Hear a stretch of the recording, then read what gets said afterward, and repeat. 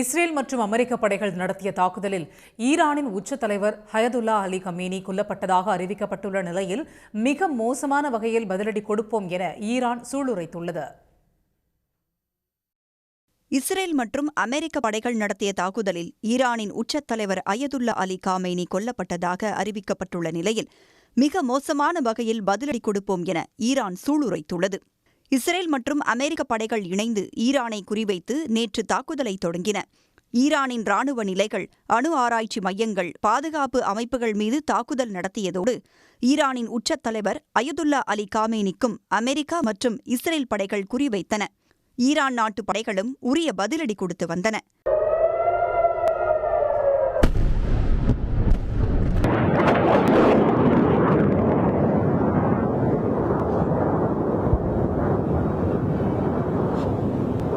இந்த சூழலில் காமேனி இல்லம் ஏவுகணை தாக்குதலில் தரைமட்டமானதாக செய்திகள் வெளியாகின.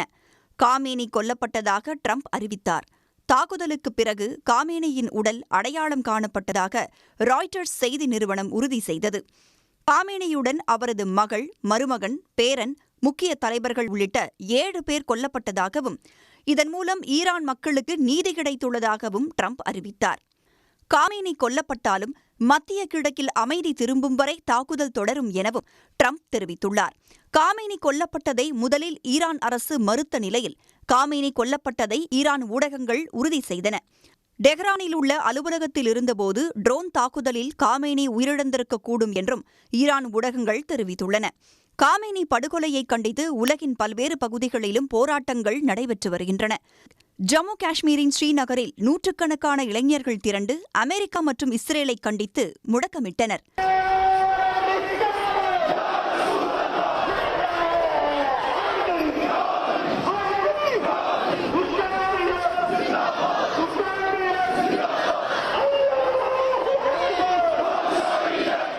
காமேனி கொல்லப்பட்டது உறுதி செய்யப்பட்டுள்ள நிலையில் காமேனி கொலைக்கு காரணமானவர்கள் தண்டிக்கப்படுவார்கள் என்றும் கொடூரமான பதிலடி தாக்குதல் நடத்தப்படும் என்றும் ஈரான் எச்சரித்துள்ளது. மேலும் காமேனி மரணத்துக்காக 40 நாட்கள் அரசுமுறை துக்கம் அனுசரிக்கப்படும் என்றும் ஈரான் தெரிவித்துள்ளது. இதனிடையே ஈரானின் புதிய உச்சத் தலைவராக காமேனியின் மகன் மொஜ்தபா காமேனி பதவியேற்பார் என தகவல்கள் வெளியாகியுள்ளன. உடனுக்குடன் செய்திகளை தெரிந்து கொள்ள சன் நியூஸ் பெல் ஐகானை கிளிக் பண்ணுங்க.